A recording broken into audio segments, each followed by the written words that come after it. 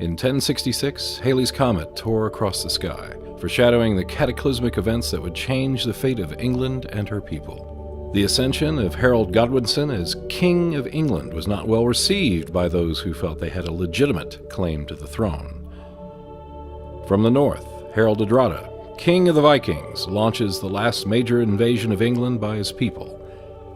Meanwhile, William, Duke of Normandy, has his own plans to take over England. 1066 Tears to Many Mothers is a two-player, non-collectible card game created by Tristen Hall. There is also a solo variant to the game.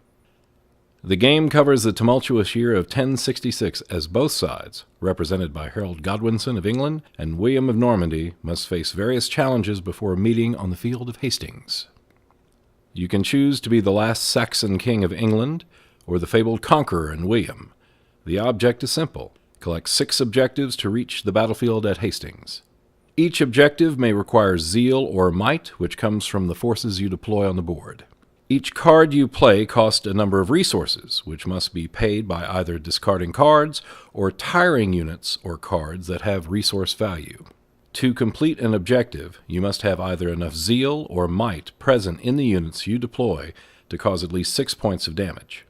Along with either Harold or William, your forces are made up of archers, infantry, cavalry, or characters, which may be deployed in 3 rows corresponding to each wedge.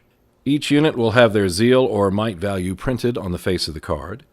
If you have enough combined to overcome the objective, minus the defense value, then it is completed. If not, you inflict damage upon the objective, which carries over to the next round. Once you have reached Hastings, you will need to destroy 2 of the 3 wedges to win the game.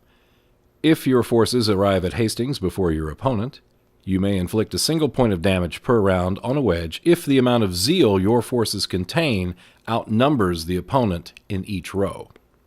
When both sides have arrived, the battle for the wedges includes both zeal and might. You simply compare the amount of might that each row contains, and the difference will be applied to the side which has more.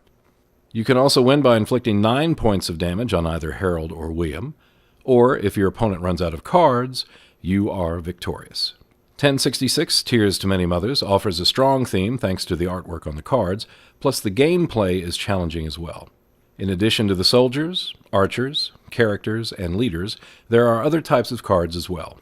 Attachments, which are brought together with units in play to provide a bonus effect such as added zeal or might. Tactics, which are placed in the reserve area, also offer advantages in combat, zeal, or resources. Events bring a random element that affects your game state, from inflicting damage, discarding cards, or helping you get through objectives. There is a strong strategy element as you must tune your forces to overcome each objective. As a lesson in history, 1066 Tears to Many Mothers provides insight into the events that may be unexpected from a card game.